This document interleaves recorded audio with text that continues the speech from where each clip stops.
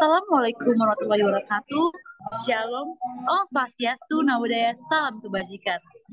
Kami dari kelompok 2 dengan materi Causal Agents and Management of Diseases atau Viroid Chapter dari mata kuliah Teknologi Pengolahan Penyakit dan dosen pengampu Ibu Aziza Rita Ulil Albab. Next, adapun anggota kelompok kami yaitu saya sendiri, Widya Sweet Akaslia Pangaribuan dengan NIM 058.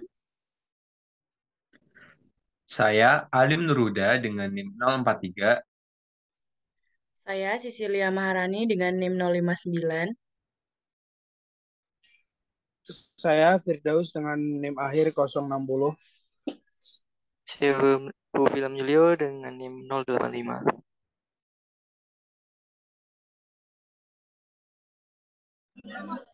Sebelum kita memasuki materi, kita akan membahas 4 materi, yaitu pertama, viroid, kedua, musculatus, yang ketiga, fungal-like organisms, dan terakhir, cara pengendalian. Next. Baik, sebelum kita masuk ke materi, kita masuk pendahuluan dulu. Suatu tanaman dikatakan sakit ketika tanaman tersebut tidak mampu menjalankan proses fisiologis dengan normal. Proses fisiologis pada tumbuhan yang dapat terganggu akibat adanya serangan patogen, yaitu melakukan fotosintesis, metabolisasikan fotosintat, memetabolisasikan fotosintat, menyimpan fotosintat, mengabsorbasi air dan mineral dalam tanah, menetralokasikan air dan mineral ke bagian yang berfotosintesis, dan memproduksi benih untuk berkembang biak. Secara garis besar, ada 2 golongan penyebab penyakit atau patogen pada tumbuhan yaitu faktor biotik maupun abiotik. Penyebab penyakit atau patogen yang menular biasa dari penyebaran patogen dapat melalui beberapa cara, antara lain dengan bantuan angin, percikan air hujan, serangan vektor, terbawa oleh aliran air, terbawa oleh benih, ataupun melalui alat-alat pertanian seperti but, alat berat, dan alat-alat pemangkasan. Next. Viroid. Viroid adalah dapat didefinisikan sebagai agent subvirus kecil atau non-seluler yang ada sebagai parasit intraseluler wajib seperti virus, tetapi berbeda dalam sifat dan kekurangan mantel protein.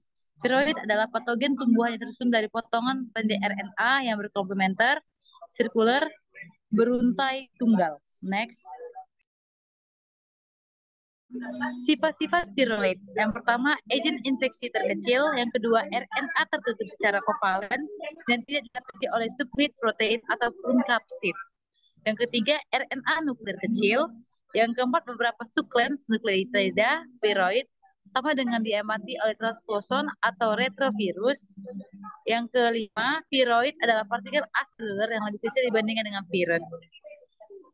Angka 6, ini dianggap sebagai fosil molekul RNA yang didominasi oleh DNA dan protein. Dan yang terakhir, menginfeksi tumbuhan. Next.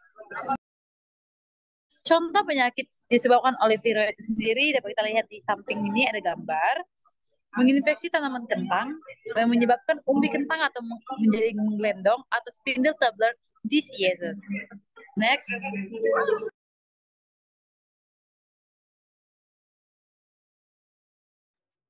Oke, yang selanjutnya itu ada Molliculates. Jadi Molliculates itu adalah kelas bakteri yang dibedakan dengan tidak adanya dinding sel.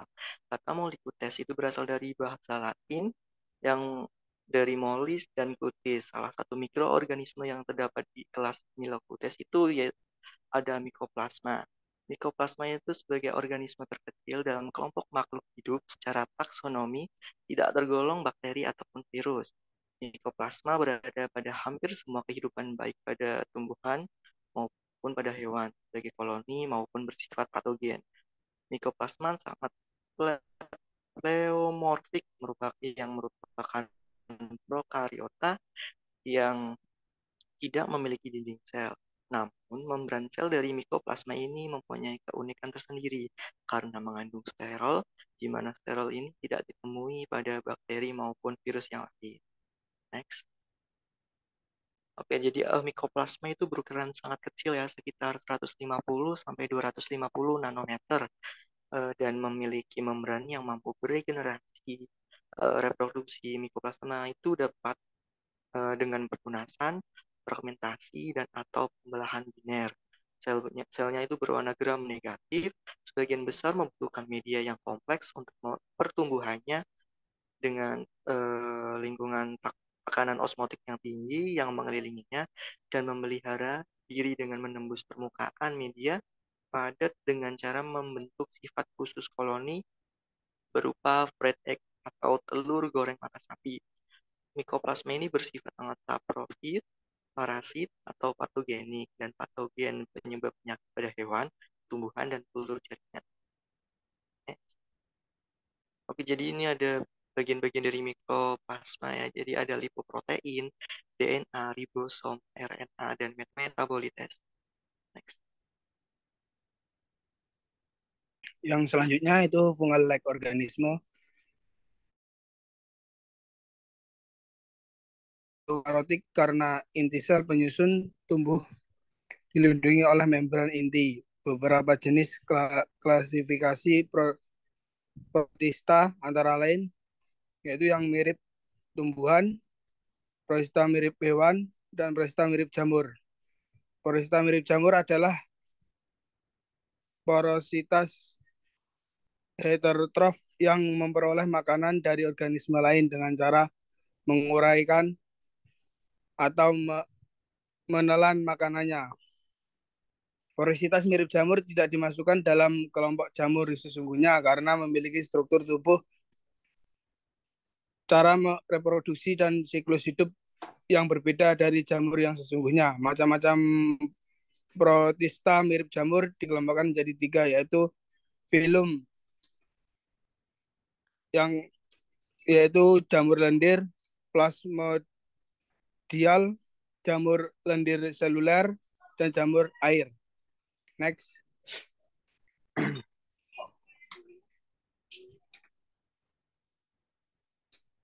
Yang selanjutnya yaitu jamur lendir plasmodial.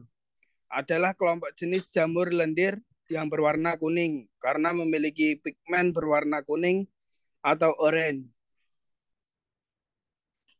Mesokota bersifat heterotrof, memiliki bentuk tubuh seperti lendir dan dapat bergerak-gerak seperti amoeba dan dapat hidup di tempat yang lembab dan basah seperti hutan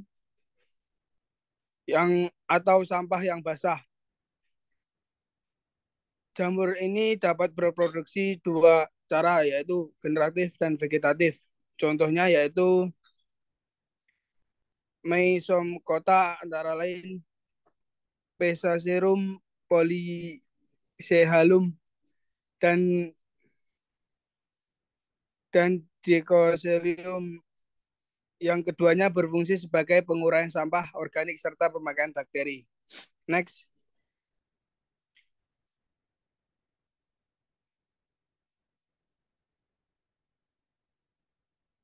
Yang selanjutnya yaitu jamur lendir seluler. Jamur ini adalah jamur lendir seluler yang hidup bebas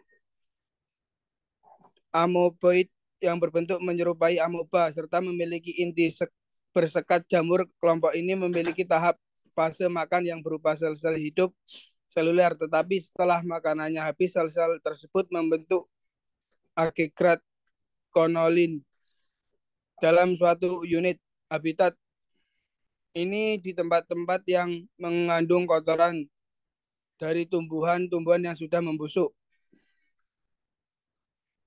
Contohnya itu ada Acerocota yang banyak ditemukan di lantai hutan dan menjadi model organisme untuk dipelajari genetika dan biologi molekulernya. Next.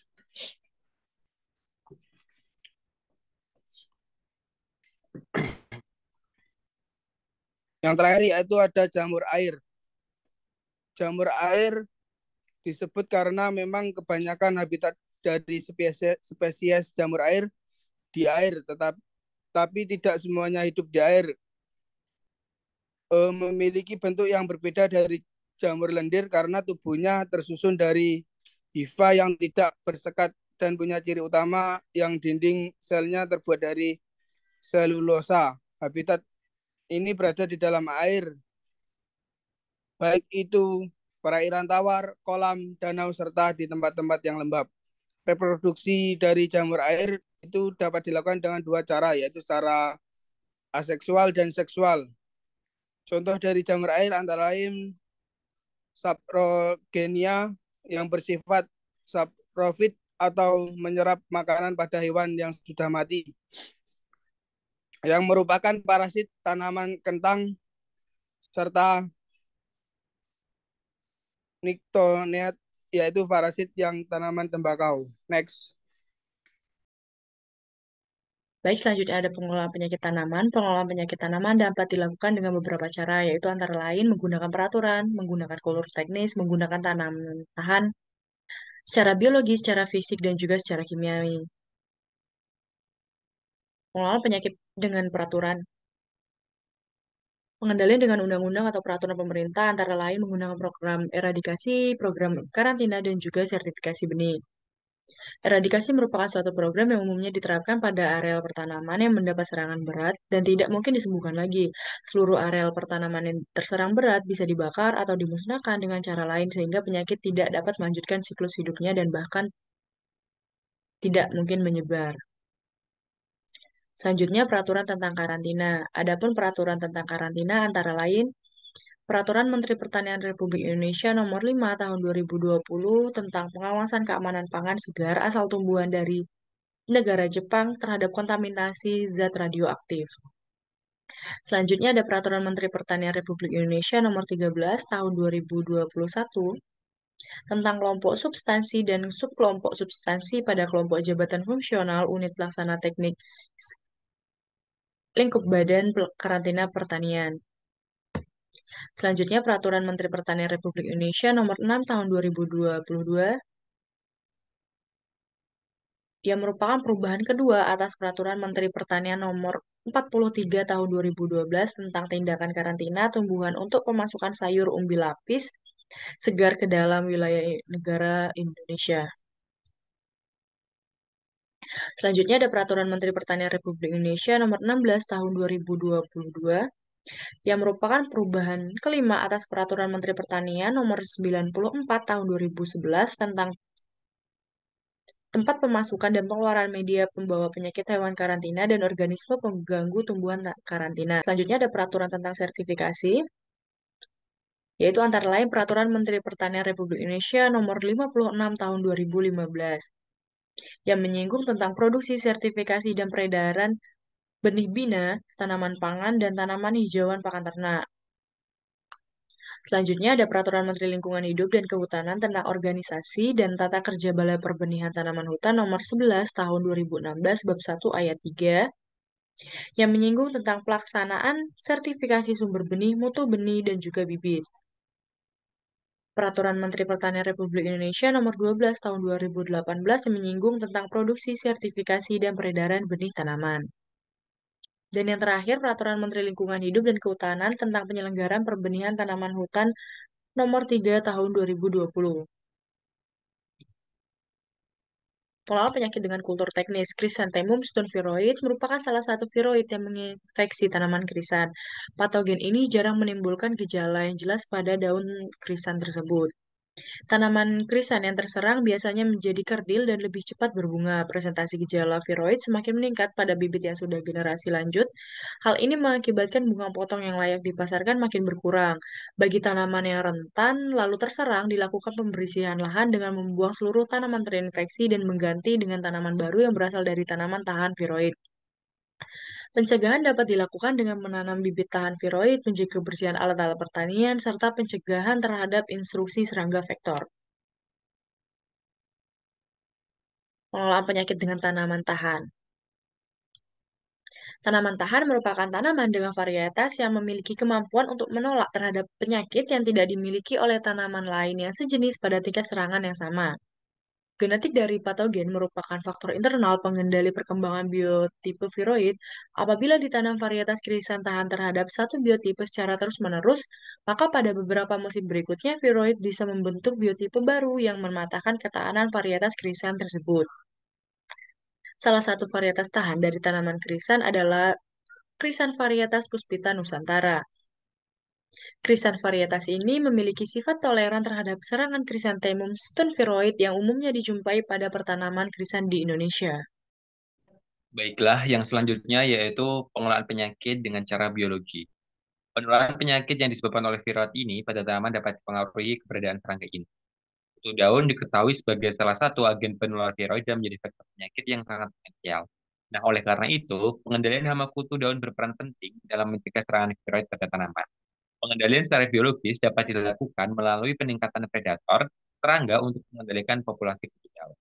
Pengendalian biologis pada penyakit viroid dapat dilakukan dengan proteksi silang atau preimunisasi, di mana tanaman yang diinokulasi dengan strain lemah hanya sedikit mengalami kerusakan, tetapi akan terlindung dari infeksi strain yang kuat. Next.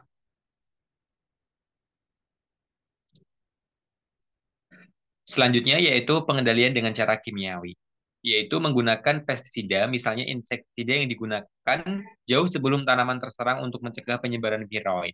Juga termasuk pencabutan tanaman yang terinfeksi, mungkin dapat dilakukan jika infeksi serangan melebihi 5%. Sedangkan kontrol dengan menggunakan perlakuan panas juga cukup efektif, akan tetapi praktek ini akan lebih baik pada daerah yang terlindung atau daerah karantina.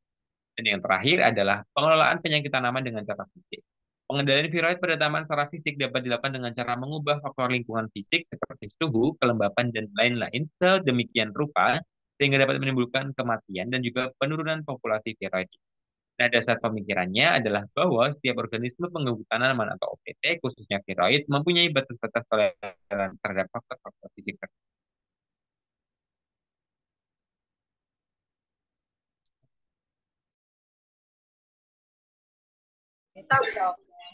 Baik teman-teman, sekiranya itulah yang bisa kami tampilkan dan kami presentasikan. Jika ada salah kata, mohon dimaafkan. Selamat malam, selamat pagi, selamat sore.